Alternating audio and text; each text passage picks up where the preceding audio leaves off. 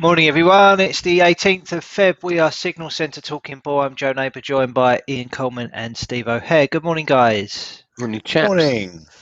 Everybody all right? Yeah, not Yeah, bad. You? Yeah, right, thank you. better than those Uh, people that have had the AstraZeneca jabs anyway. yeah, straight into the news then. So there's been Yeah. some voices concerned, people have voiced concerns about the side effects of the AstraZeneca COVID-19 shot, particularly in France and Germany. This is threatening to hamper the already lagging inoculation drive, which relies upon 300 million doses from the UK pharma giant, amongst others. And they're saying that there's been some side effects, and they're Between demanding. 50 and 70% have That's had pretty side high, effects, isn't it? which is bit What of a sort of side concern. effects are they having? Just What? called in sick afterwards, apparently. That's what I've got on this article here. Feeling sick? Yeah, feeling sick, yeah. Not working, not turning up for work after the jabs. Oh, right, okay. Yeah, so that's not great, is it? So they're demanding the Pfizer, BioNTech and Moderna shots as opposed to the AstraZeneca one. I've not heard of any side effects in the UK. Maybe they're No, I suppressing it. saw on Facebook, or I didn't see it, Tina said it. She said on Facebook there's a woman really concerned and was asking for help because she wasn't getting any side effects from a vaccine. And she just wondered if anyone could help her, if anyone knew of any reason why she's not getting side effects. So that was really What? weird. Yeah, Okay. I know. I'd love to sort of like say who she was, but I didn't really sort of take any interest in her name. But what's she doing? I What's she know. doing? She wants to Moaning. be ill. Yeah. I Can think it's someone the help me world get gone mad. COVID? Yeah, Yeah. I'm not getting side effects. Help me. Odd. You need a lot Okay. more help than that, love. Yeah, definitely. Okay, aside from the coronavirus news, we have Brent crude passed $65 a barrel in London yesterday as the cold blast has taken out almost 40% of US crude production, and that's now morphed into a global supply shock. So I told you, further didn't I? I did advances. tell you. I've been telling you for weeks it's going up, and Yep. no one listened. Did we not? I think you Been sort watching of the listened, but I charts. think I could see you sort of your eyes was sort of like drifting when I was talking about it. You looked Yeah. a bit bored about it, but I think anyway, I sold it, didn't I? yeah, I think you did. Yeah. Yeah. um, no, I'll just run into a couple of little stories if you want on the commodity side of things. Obviously, yeah, that's the main thing is we're continuing to head higher. Reasons for this as well. Obviously, we've got the Americas going through the cold snap. Killed 21 people so far, knocked out power to more than 4 million people in Texas, and it's not expected to let up until the weekend. It's had an impact. I think I've seen it said about a fifth. Well, it's the fifth day, and it's a fifth of the oil refinery output has been impacted by this. So yeah, a little bit more to come. At the same time, Saudi Arabia crude exports hit an 8-month peak in. This is going back to December, so we can sort of get information a bit late that they've decided to release it now. And oil producer Kuwait Petroleum Corp is in talks to shorten its annual supply deals with some customers in India and Japan to 9 months this year to meet demand for its new refinery. Sources close to the matter said. That's a Reuters headline. So yeah, overall, this shows no signs of letting up. Still a bit more on the upside, I think. We've broken through this lovely trend line on the charts, which goes all the way back to 2008, and we've poken our head through it. So yeah, this is quite a nice, but this trend line obviously can potentially be redrawn when we come to a stall in this, but the level I'm really sort of interested in is a little bit higher. It's the peaks that we saw in April 19 and early last year. So last year's high came in at 65.21 on WTI crude oil. and so that's where I think we are heading, a retest of this resistance, and then we'll see what happens then. I presume, obviously, after the weekend when the cold snap eases, output will increase in the WTI side of things, the West Texas side of things, and maybe this will dampen the upside chances of getting any higher than this. Obviously, 76.80 is the October high from 2018. So although 61.8 fib yeah, as well.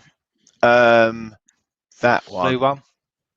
the blue one's 78.6. Okay. So yeah, a sort of reasonable correction in terms of Fibonacci. On the Brent side of things, we're extending a bit higher and a bit more aggressively. We're targeting $70 there, and we still have a little way to go before we get to the downward trending resistance line, which is around $80, but still in front of the peak back of $86.60. Oh, that's a scary thought, isn't it? We're all sort of talking about oil price being around $50, and then all of a sudden it's like $80, $90. Yeah.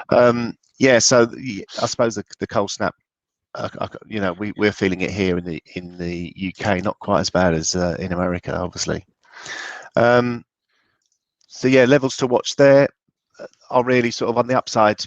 I'd continue to buy dips, and but at better levels, really sort of in the Brent, really looking for a pullback to 62 before I see any real value in setting longs, and around about $59 in the WTI crude oil.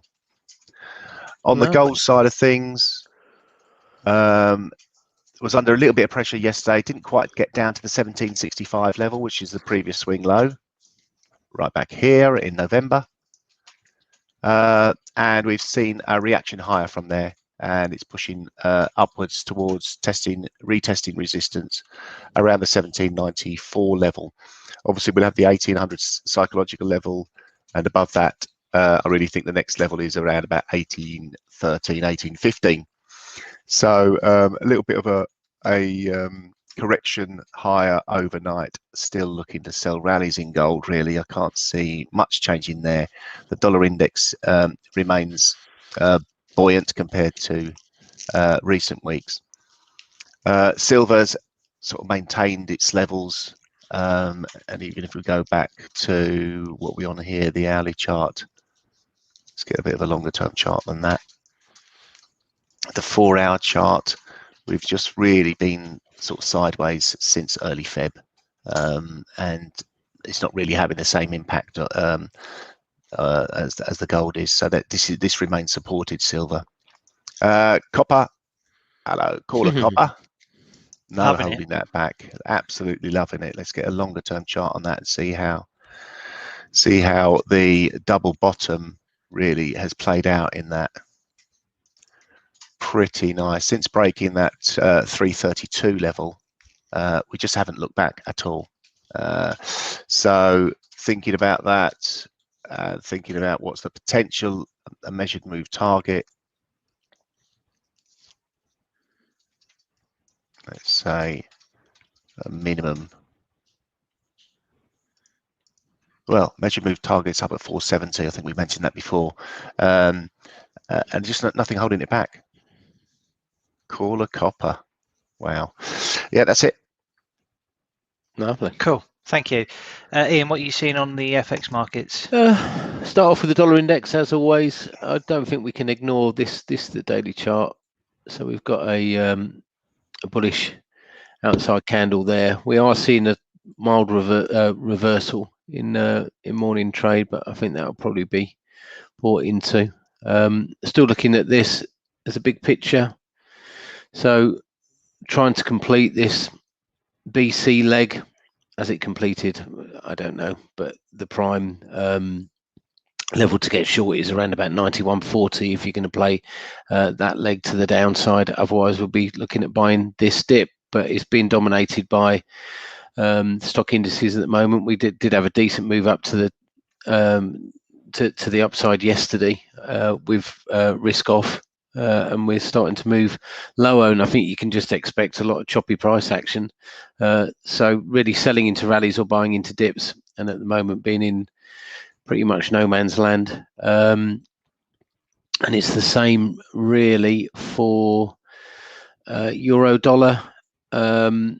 Here we've got a lovely confluence area to the upside. It will normally retrace to around about 119.78, which is the 88.6% fib. And I thought this was quite interesting, is if you go onto the 1 hour chart, 119.75, so you got 119.78, 119.75 is a 261.8% fib.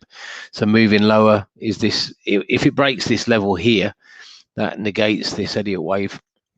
It says that the move to the upside is going to continue, but at the moment this could just be a mild fourth wave correction as we come down to this area, which is then worth considering dip buying. I thought cable was interesting yesterday in the fact that we talked about this morning. This goes to show how we can sort of be thrown off sort of big picture by chart formations.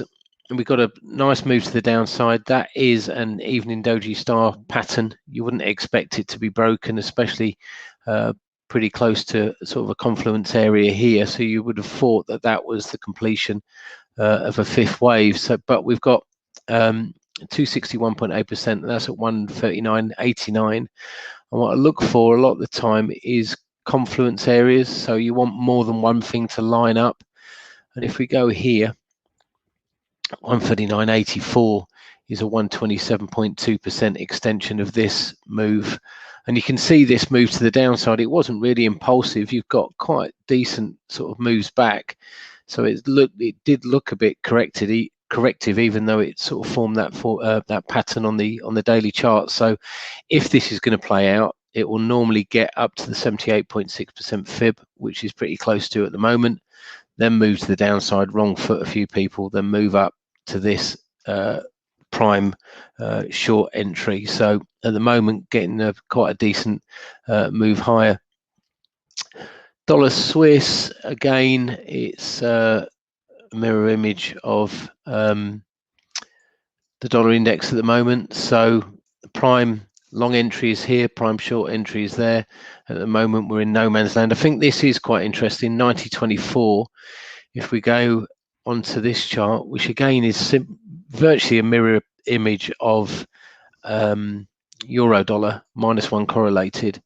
If we go here, this is the 90.24, 88.6, and it's the same as the 261.8% extension. So at the moment, and the dip is being bought as we're talking, is this 1, 2, 3, 4, and then up in 5, and then that impulsive move to the downside. Dollar yen, again, we got a bit of a turnover yesterday, but it wasn't very impulsive. What we do have is a bit of a confluence area, though. This is a 50% pullback level at 106.22. Daily chart's not a reversal candle formation, but if we go to this chart here, we did get a confluence area here, so it is sort of turning over.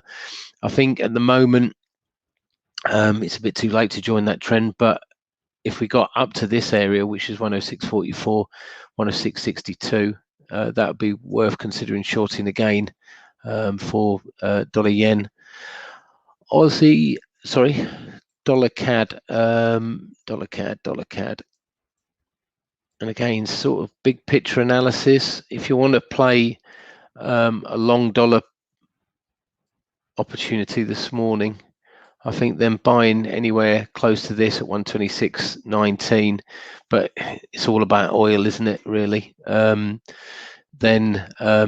you could target this level here at 130.67 with a stop just below this level here, which is at 125.85, which would negate this pattern. But like I said, it's all about oil. If oil keeps on driving higher, then dollar CAD is going to keep on driving lower as the Canadian dollar increases in strength. So it's whether or not you think there's a top in formation, really. And here is Aussie dollar again. We've got a crab formation at 78.72, or in that wedge area there. Dips are being bought. I looked at that this morning and thought, if crosses come off, is that going to make a head and shoulders pattern? But I think I wouldn't jump on it early, and I'd look for a break of that formation to confirm move to the downside. I think euro sterling again is getting towards the base of a trend. We've got a confluence area here which I've just highlighted, which is 86.74, 86.40. That in turn would make a crab pattern if it stops within that range. And if you look to the hourly chart, and it's just pushing through at the moment, we did have a wedge breakout late yesterday, and this level here is 261.8% fib level. So I'd say now's the time to start thinking about potentially fading euro sterling for a move to the upside. And if we use correlation, then euro dollar is obviously still moving down towards that 261.8%, 88.6% fib confluence area. Sterling dollar is moving up towards that 261.8% and 127.2% fib confluence area. So basically we should be looking soon at a move higher in euro and a move lower in sterling. Whether or not this will be it as yet, and I'll look at those major currency pairs to get a bit more of an angle on that, to be honest. Euro sterling, I think this is quite interesting. Not euro sterling, thank you, Joe. Yeah, 128.67 is a 61.8% fib. If we look at this chart, are we potentially completing this very choppy ABC formation? What we have got is a outside day, often indicates the end of a trend and the start of a new downward bias. And if we go to this chart here, we mentioned this yesterday, we had this sort of confluence area to form a crab formation, and it's just poked up to the 224 extension and then moved lower. So I think, again, if you get decent corrections, maybe up to 128.15 with a tight stop, trying to catch a top in formation, that's probably viable for euro yen. That's me. Great, thank you, Ian. Comprehensive as always. From our trades yesterday, gun to the head, we pick 3 trades and we see how they perform between the time that we pick them until 9 o'clock at night when we shut them off. Yesterday I went long of Euro Stocks 50 and was stopped out. Steve, you went short of gold and made 1.75R, so congratulations. And Ian, you had a 1 pip win on dollar yen. So it's getting very close between you two. There's 0.07R between you two now. Yeah, I'm just going to give him a little kiss on the cheek and then piss off. See you later. I've got a feeling you're going to do that. So I made a small amount of money yesterday. We could all do with finding some form at the same time to get that moving higher. Anybody got a trade idea today? Yeah, I have. Go on, Em. I fancy risk off today. And I've got numerous time frames on here that potentially highlight. This is Aussie Swiss. So the weekly chart up close to a 261.8% extension. That's at 70.009. If we go to the 8-hour chart, it's a bit of a weird one. We've got a 261.8% extension at 69.79. And if we go to, is it the 4-hour chart? I've got that many charts. No, not that one. If we go to the 1-hour chart, I've got the completion. In fact, I'll make this into a 4-hour chart. You'll be able to see it better. I've got the completion of a crab pattern. So I think it's going to be risk off today. So I'm going to go for this. So obviously you're saying Aussie dollar's impacted by risk off a lot more than other countries. And Swiss Swiss being the safe haven. Yeah. So I'm going to stick it just above 261.8%, just to give myself a little bit of wiggle room. So I'm getting short at 69.77 with a stop at 69.97, targeting 69.07, all the sevens. Cool. 3.4R. Lovely. Steve, have you got a trade idea ready? Yeah, I've got one ready. Yeah, of course, always. I'm going to do exactly the same as yesterday. Rinse, repeat. Well, yeah, I mean, I suppose I could have done exactly the same as yesterday about 7 minutes ago, but it's actually dropped a little bit lower. So trading at 1785. I'll bring that down to the stop down to 1790. Really want to be more aggressive with this. 1795 and targeting 1765. Only 2 to 1, but yeah, ideally I'd like to sell it around about the 1795 level, and have the stop a little bit higher, but we've got the gun to the head, and that's what we've got to do. We've got to sell that market. So 1785, I'm just giving away 3/4 of a pip, but I don't mind. 2 to 1 risk reward. 1765 the target, 1795 the stop. Cool. I'm going to take a look at dollar index. I'm still a buyer. I still think there's a bit of upside to come in that as people maybe start shifting towards safer havens. And I guess that would help Ian if we saw that today as well. So I just think there's this sort of rounding price action going on. In the dollar index. I did have a head and shoulders on here, but it kind of invalidated it on this move lower. But we've seen a little bit of a push higher yesterday. This nice big bullish outside candle that formed here on the 4-hour chart yesterday. Bit of a pullback this morning, so I'm going to buy that now, targeting a move somewhere up here. Let's just go 92, shall we? Stop loss, let's go there, 90.56. So it's currently 90.76. Stop loss at 90.56, targeting 92.00. 6.5 R on that one. Would that be a cup and handle? Yeah. Decipher those, but so if it broke above that, or yeah. this, that's what I mean. I've never traded them, so I don't really know how you're supposed to trade them, to be perfectly honest. I guess you could call that a cup, couldn't you? Maybe. I'll try and draw it a bit nicer tomorrow, and we'll have a look. Cool. Okay, so there's the 3 trades for today. In terms of news that could potentially impact these later on, we've got initial jobless claims at 1:30 in the US. We've also got housing starts and building permits, and also Philadelphia Fed Index. So 3 important figures due out all at the same time in the US. Following that, we've got the US crude inventory numbers at 4 p.m. Obviously, oil very much in favour at the moment, so we'll wait and see what those numbers say about the stockpiles. And then following that, at 11:30 p.m, we have Japanese CPI. So a fair amount out today. We've also got ECB minutes as well. Anything you've got on the calendar, Ian, aside from what I mentioned? No, not apart from that. Was that? It's not. I don't know. It's not the minutes, is it? It's the policy meeting accounts.